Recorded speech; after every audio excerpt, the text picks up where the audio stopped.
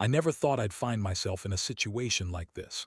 My name is Jack, and I was a proud husband, living what I thought was a fairy tale. My wife Sarah and I had been married for 5 years. We were high school sweethearts, and I loved her fiercely.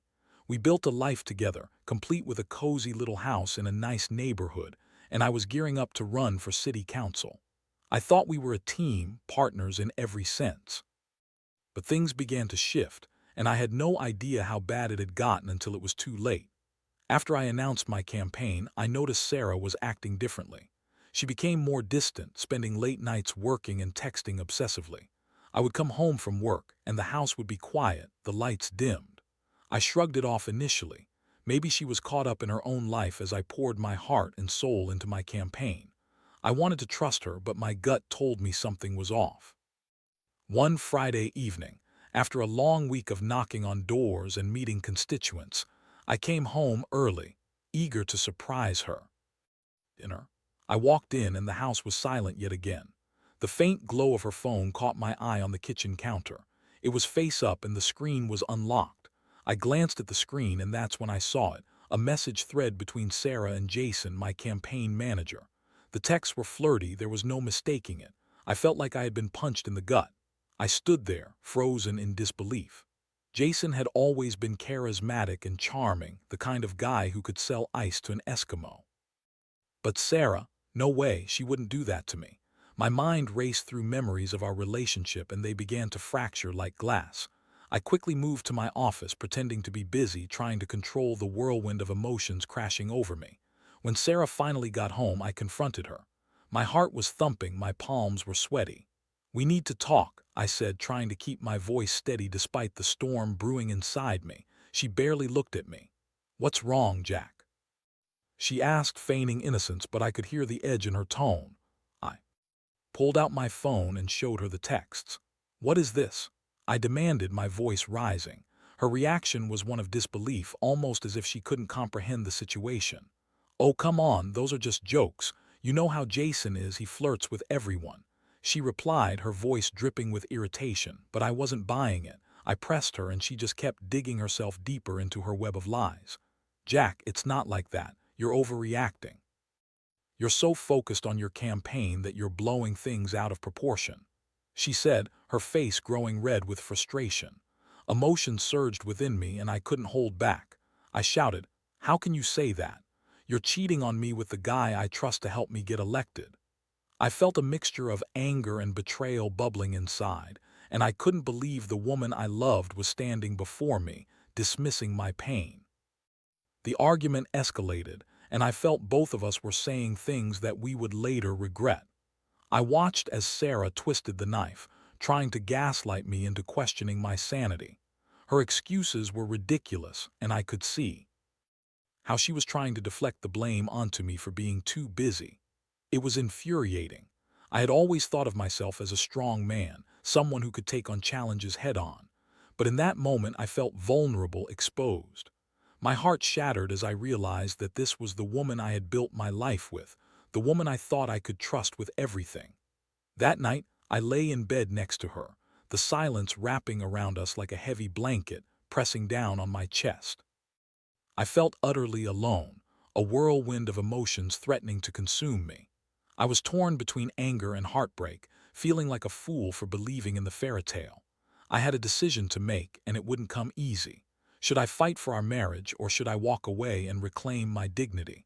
I needed to gather my thoughts and figure out how to move forward. But first, I had to face the reality of what lay ahead.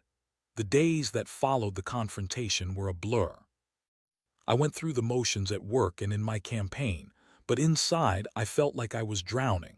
I spent countless nights tossing and turning, replaying every detail of my life with Sarah in my mind. It hurt to think about the good times we had shared, the promises we made to each other. I kept wondering if any of it had been real or if it was all just a facade. When I looked in the mirror, I barely recognized the man staring back at me. The anger I felt towards Sarah morphed into something darker, an unsettling mixture of betrayal and bitterness. I started digging deeper into her relationship with Jason, and the more I learned, the more my blood boiled. I discovered they had been meeting up during my campaign events, and the late nights Sarah claimed were just work were actually spent together, laughing and whispering sweet nothings. The thought of my wife with another man, especially one I trusted, was unbearable. I felt like I was living in a nightmare I couldn't wake up from. I often found myself imagining the worst, picturing the two of them together, laughing at my expense. It fueled my rage and left me feeling hollow. As the days turned into weeks, I made a decision. I wasn't going to let this ruin my life. If Sarah wanted to betray me, I would show her that I wouldn't crumble. My political campaign became a lifeline, a way to channel my hurt into something powerful. I would run independently, crafting a message based on transparency and accountability, not just for my constituents but for me, too. I began to focus on my platform. I wanted to make sure that my campaign was a reflection of who I genuinely was, someone who believed in honesty, integrity, and personal responsibility. I would turn my personal pain into a mission, and I would do it without Sarah by my side. I didn't need her approval anymore. I was reclaiming my narrative. The first public debate was fast approaching, and while I was initially nervous, I channeled my emotions.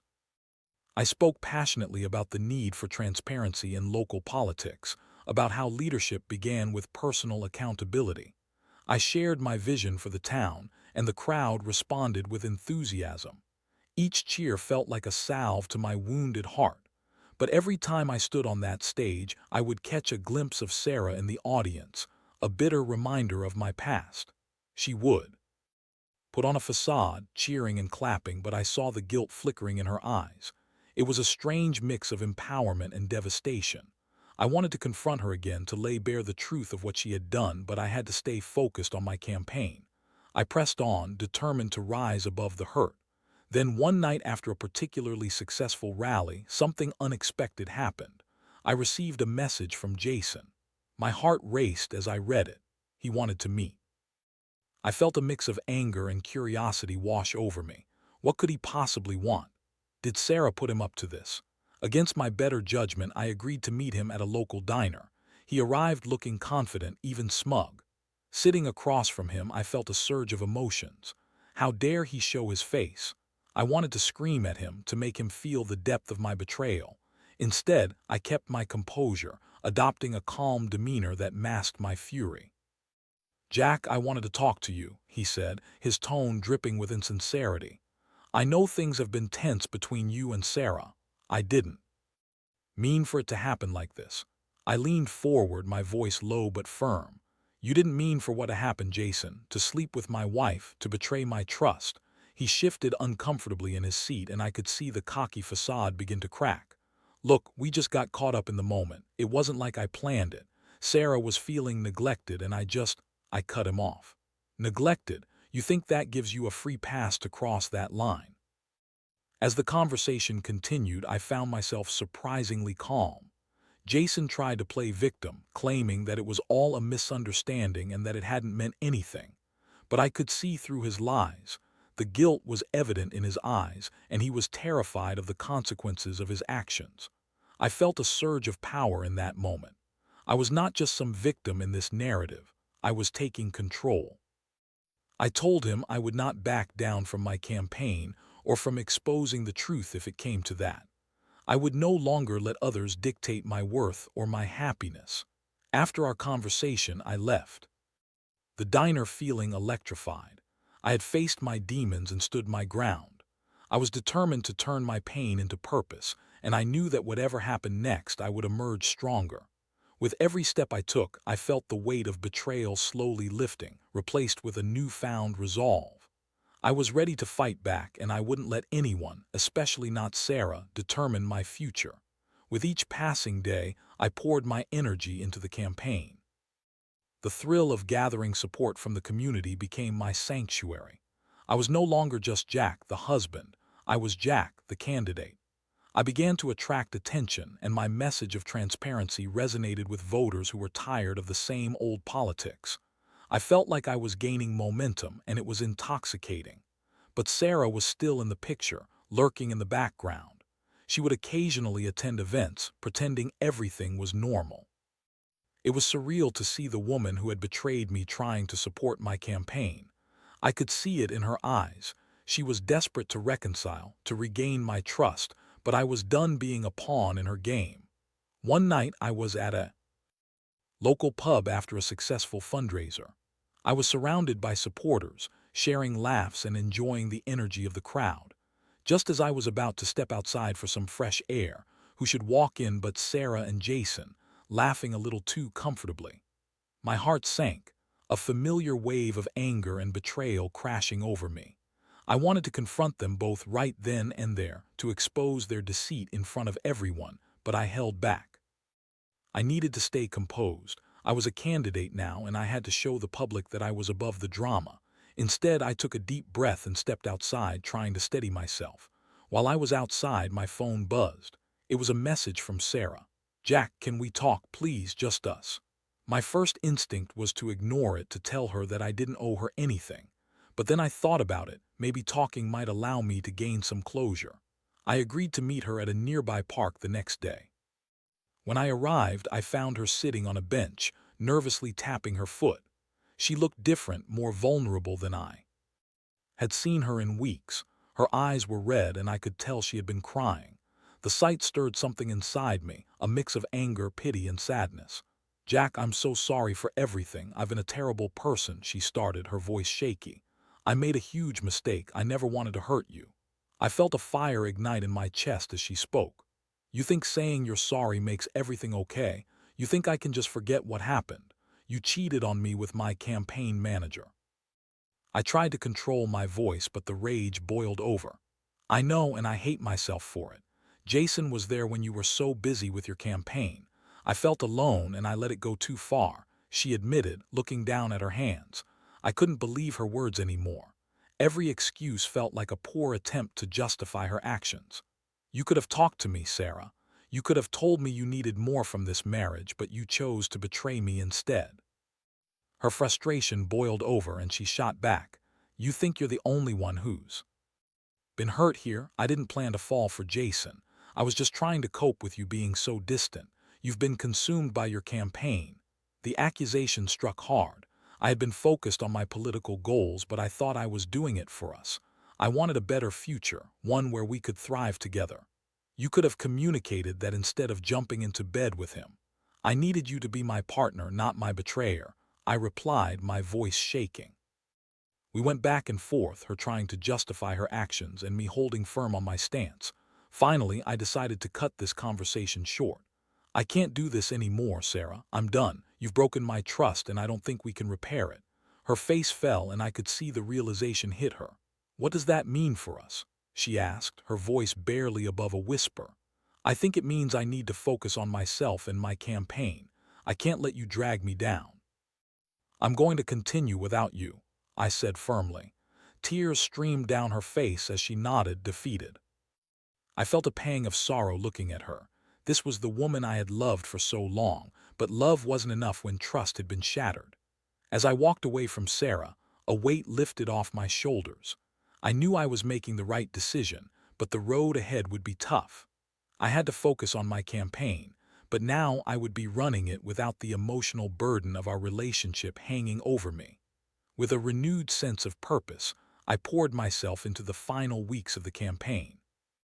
I hit the ground running, rallying support, attending town hall meetings, and engaging with voters.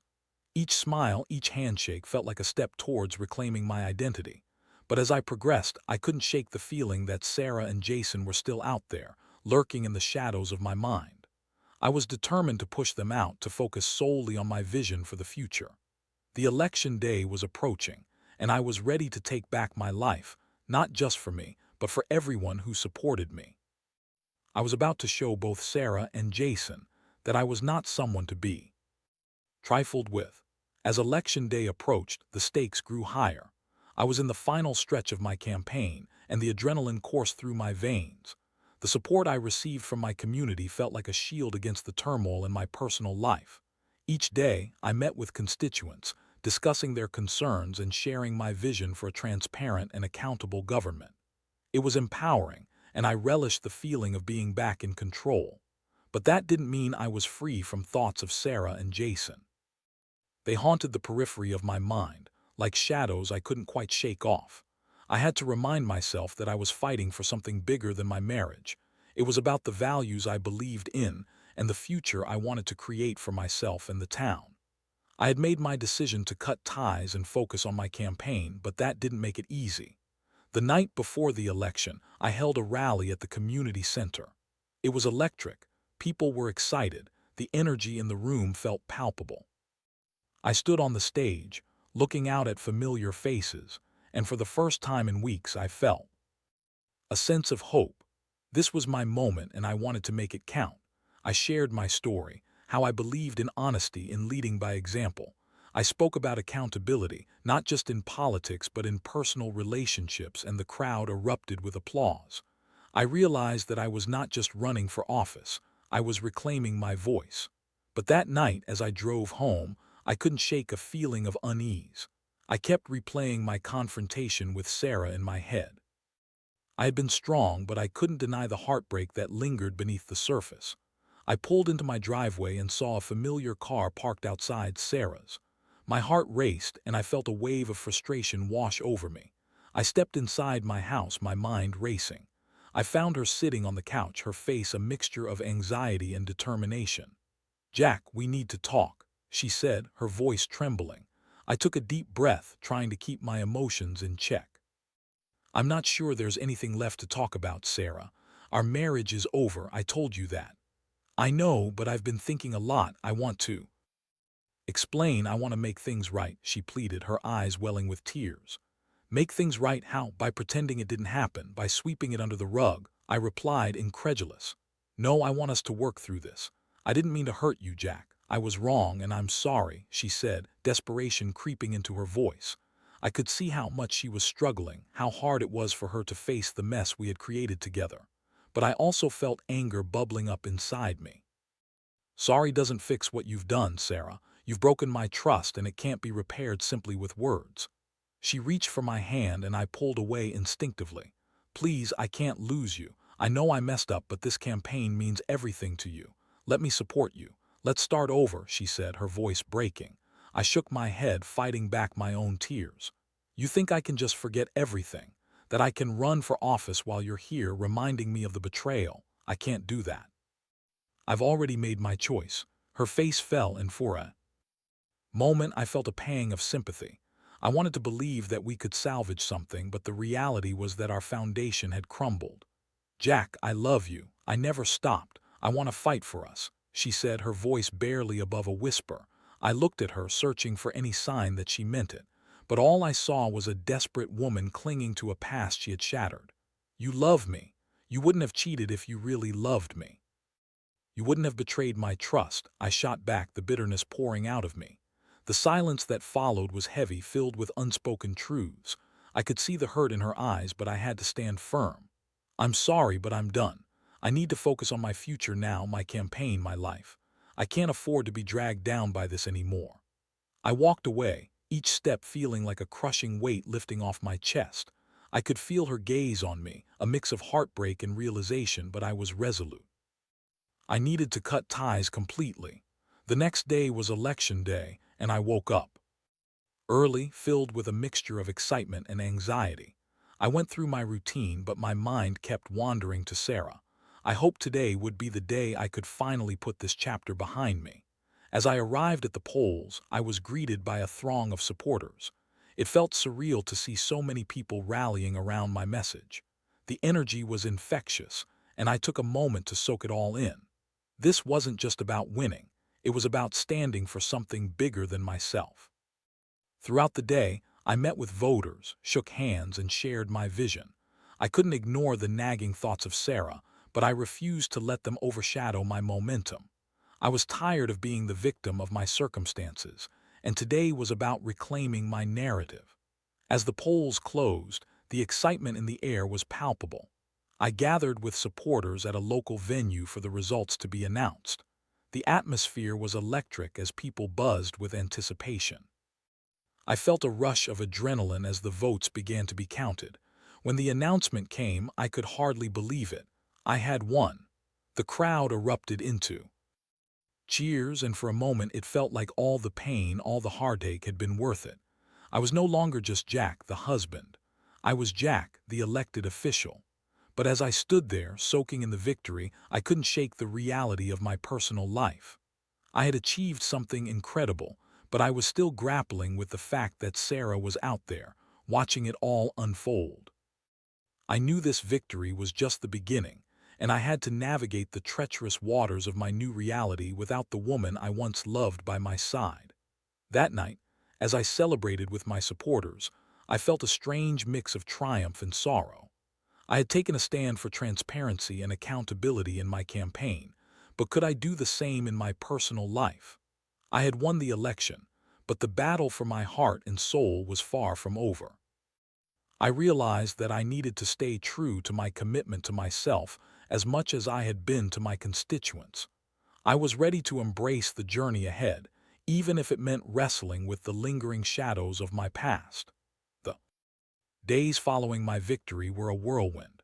I was suddenly thrust into the spotlight, meeting with city officials, discussing policies, and addressing the needs of my constituents. It was exhilarating, yet the weight of my personal life loomed heavy on my shoulders. I was living in two worlds, one where I was a newly elected official, and the other where I was still grappling with the betrayal of my wife. I threw myself into my new role, determined to make a difference. I held town hall meetings, listened to community concerns, and began drafting policies focused on transparency and accountability, the very principles I had campaigned on. With each success, I felt a sense of purpose that I hadn't felt in a long time. The more I focused on my work, the less I thought about Sarah. At least, that was the goal. However, Sarah was still a constant presence in my mind, especially when I would see her at events. She would show up, often standing at the edge of the crowd, her eyes fixed on me, a mixture of longing and regret etched on her face. It was infuriating and heartbreaking all at once. She tried to approach me a few times, but I was adamant about keeping my distance. I couldn't allow her to undermine my progress. One evening, after a particularly long day of meetings, I returned home to find a letter slipped under my door. It was from Sarah. My heart raced as I opened it, reading her words. She poured her heart out, detailing her feelings of regret, sorrow, and a deep desire to make amends. She talked about how she had been reflecting on our marriage, how she had taken me for granted, and how she wanted to prove that she could change. As I read, I felt a surge of conflicting emotions. A part of me wanted to rush to her, to hold her, and tell her that everything would be okay. But the other part, the stronger part, reminded me of the pain she had caused, of the trust she had shattered. I folded the letter and placed it on the table, battling with my emotions. Could I really let her back into my life after everything that had happened? A few days later, I was meeting with the city council to discuss a new initiative focused on improving community safety when I heard a soft knock on my office door. I looked up to see Sarah standing there, looking nervous and vulnerable. My heart sank. "Can we talk?" she asked, her voice barely above a whisper. I hesitated but gestured for her to come in. The door clicked shut behind her and the tension in the room was palpable. "What do you want, Sarah?" I asked, trying to keep my voice steady. "I wanted to apologize again, to explain myself better. I know I messed up," she said, her eyes pleading. I crossed my arms defensively. "You've had plenty of chances to explain yourself. Why now?" "Because I've realized that I've been selfish. I've hurt you and I thought I could fix things just by saying sorry, but I realize now that words aren't enough. I want to show you that I can be better," she replied, her voice trembling. I felt a mix of anger and sorrow. "You think I can just forgive and forget? Trust is earned, Sarah, and you shattered that trust." "I know, and I'm willing to fight for it. I can't change the past, but I want to prove to you that I can be the partner you deserve. I want to support you in your new role.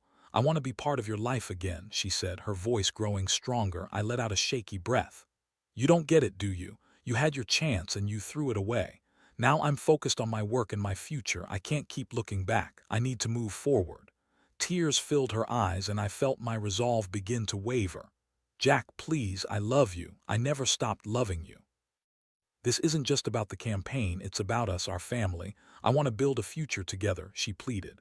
The vulnerability in her tone struck a chord in me. I wanted so much to believe her, to let her back into my heart, but I knew I had to be cautious. Love isn't enough, Sarah. Trust is what we need, and that's something I don't think I can give you right now. Her shoulders slumped as she looked down, and I felt a pang of guilt. I understand, she said softly. I just wanted you to know that I'm here if you ever decide you want to try again. I'll always be waiting. With that, she turned and walked out of my office, leaving me in a whirlpool of emotions. I felt torn. Part of me wanted to reach out and hold her, to comfort her.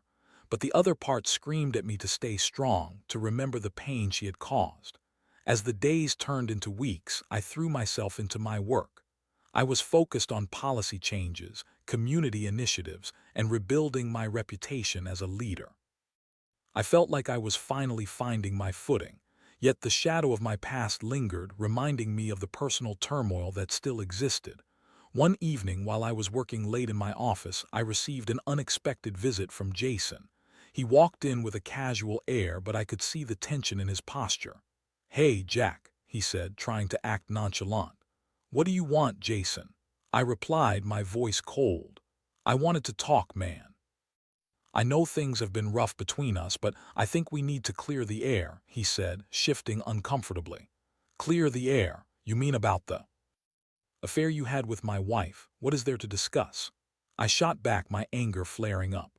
"Look, I never meant for things to go this way. I thought it was just a fling, but I didn't realize how much it would hurt you," he admitted. "A fling? You think that justifies what you did? You betrayed my trust and you think we can just brush it off?" I replied, frustration boiling over. "I've been trying to apologize. I know I messed up and I'm sorry. But I wanted to let you know that I'm not pursuing anything with Sarah anymore. I'm trying to move on," he said, his tone shifting to a more serious note. I stared at him, surprised. "Why should I believe you? You've already shown your true colors." "I know, and I can't change the past, but I want you to know that I'm out of it. I don't want to come between you two anymore. I just wanted to take responsibility for what happened," he replied, sincerity evident in his voice. For a moment, I was taken aback. I had expected him to come in and try to salvage his image, but instead he was taking accountability. "You think that makes it better? You think that solves everything?" I challenged. "No, it doesn't, I know that, but I want you to have peace as you lead the community. I respect that you're doing something good for the town. I just want to step back," he said, his expression earnest. I felt a mix of conflicting emotions. Part of me wanted to lash out, but another part recognized the effort he was making. "You stepping back is the least you could do after what you did," I replied. He nodded, accepting my words. "I understand. I just wanted you to know I'm done with that chapter. I'm focusing on my own life now." As he left, I couldn't help but feel a sense of relief. It wasn't closure, but it was a step towards moving forward. I had faced both Sarah and Jason, and while the wounds were still fresh, I was beginning to find my footing. The journey ahead wouldn't be easy, but I was determined to carve out a new path, one where I could reclaim my life and my identity. I was ready to embrace this new chapter, even if it meant facing the ghosts of my past. The future was uncertain, but I was committed to building a life based on accountability, both in my work and in my heart. As I settled into my role as an elected official, I learned that rebuilding my life after betrayal wouldn't happen overnight. It took time, and I had to be patient with myself. I focused on my work, advocating for transparency and accountability in our local government, while simultaneously processing the emotional turmoil of my recent past. The experience had left scars, but those scars also served as reminders of my strength and resilience. One crisp autumn evening, I decided to host a town hall meeting to discuss the progress of my initiatives. The community was buzzing with energy, eager to engage and offer feedback. As I stood at the podium addressing the crowd, I felt a sense of pride wash over me. I was able to share my vision for the future, a future built on trust, integrity, and collaboration. The people were responding positively, and for a moment I felt truly alive. But then, amidst the applause, I spotted Sarah in the back of the room. My heart skipped a beat. She was there, her eyes searching mine, filled with a mix of hope and apprehension. I couldn't deny the pang of nostalgia that hit me, but I quickly pushed it aside. I had come too far to let the past derail my progress. After the meeting, as people mingled and shared their thoughts, Sarah approached me. Her expression was serious, and I could see she had been gathering the courage to speak to me. "Jack," she said softly, her voice almost drowned out by the chatter around us. "Can we talk for a minute?" I hesitated, feeling a surge of conflicting emotions. "I don't know if that's a good idea," I replied, trying to maintain my composure. "Please, just a few minutes. I promise it won't take long," she urged, her sincerity evident. Taking a deep breath, I nodded, leading her to a quieter corner of the room away from the crowd. "What is it, Sarah?" I asked, bracing myself for whatever was coming. "I've been doing a lot of thinking, about us, about everything," she began, her voice steady but tinged with emotion. "I know. I hurt you. I can't express how sorry I am for what I did. I've been working on myself, trying to understand my mistakes. I realize now that I took you for granted and I never should have let it come to this." I listened, a mix of skepticism and curiosity brewing inside me. "And what do you want now, Sarah? What are you hoping to achieve by bringing this up again? I want to be honest with you. I don't expect you to forgive me right away, but I want you to know that I'm committed to changing.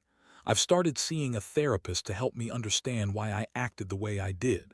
I want to be a better person, not just for myself, but for you too," she said, her eyes brimming with sincerity. I felt the walls I had built around my heart begin to crack. I had spent so long trying to move on, trying to build a life without her. But why now? "You had your chances before and you chose differently," I replied, my voice wavering slightly. "I know, and I can't change that, but I'm here now, willing to put in the work. I realize that I need to prove myself, not just with words but with actions. I want to support you in your role, to show you that I can be there for you," she said. I looked into her eyes, searching for any sign of deception. What I found was a glimmer of hope and vulnerability that hadn't been there before.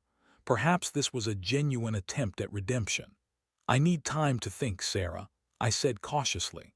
"I still have a lot to process. Trust isn't something that comes back overnight." She nodded, her expression shifting to one of understanding. "I get that. I'm not asking for immediate forgiveness, just an opportunity to prove that I can be different. I'll support your campaign and I'll be there for the community. I want to show you that I'm serious about making amends," she said. We stood in silence for a moment, the atmosphere around us buzzing with the remnants of the town hall meeting. I was torn. Part of me wanted to believe her, to allow her back into my life. But the other part warned me to be cautious, to protect my heart. "I appreciate you reaching out, and I genuinely hope you can find what you're looking for within yourself. But right now, I need to focus on my work and my commitments. That has to come first," I finally said, my voice steady. "Of course, Jack, I understand. I just wanted you to know how I feel. I'll be here," she replied, her voice softening. As she walked away, I felt a strange mixture of relief and uncertainty. It was a significant step, but it didn't erase the past. I was still on the path of healing, but perhaps this acknowledgement from Sarah was a sign that we could eventually find common ground. In the weeks that followed, I continued to immerse myself in my work. I tackled issues that mattered to our community, advocating for transparency in our local government, and gradually I began to find my footing as a leader. I was proud of what I was achieving, yet I remained guarded with my emotions. Sarah kept her distance but would occasionally attend public events, showing up as a supportive presence without trying to engage me directly. Her efforts did not go unnoticed. People began to see the change in her, and I couldn't deny that it had an impact on how I viewed our situation. One afternoon, while volunteering together at a local charity event, we found ourselves working side by side. It felt different this time, as if the air between us was charged with a new understanding. We shared smiles and laughter, and I could see glimpses of the woman I had fallen in love with so many years ago. As we packed up supplies at the end of the event, she turned to me, a hint of vulnerability in her eyes. "Thank you for giving me a chance to be here. I know it's not easy for you, but I'm grateful," she said softly. "I'm just trying to focus on what's right for both of us. I won't rush into anything. I replied, my heart racing. She nodded, and for the first time in a long while, we shared a moment of genuine connection. There was still a long road ahead, but the possibility of healing felt more tangible than before. I knew trust would take time to rebuild, but I was willing to take it one step at a time. In the weeks that followed, we found our paths intertwined more often, attending community events and working collaboratively on initiatives. I was cautious, but I could sense a shift in our dynamic. We began to communicate openly, and I found myself appreciating the growth we both experienced. As I stood on the precipice of a new chapter, I realized that healing could take many forms. It wasn't just about moving on, but about understanding the lessons learned from our past. I had faced betrayal and emerged resilient, and while I wasn't sure what the future held for us, I was open to the idea of reconciliation. Through the challenges and the heartaches, I had learned valuable lessons about trust, leadership, and the importance of personal accountability. In the end, I was not just running for a position but for a better version of myself. Whether that included Sarah or not remained to be seen, but I was ready to embrace whatever came next. I closed my eyes and took a deep breath, feeling a sense of peace wash over me. The future was uncertain, but for the first time in a long time, I was ready to face it head on, whatever it held.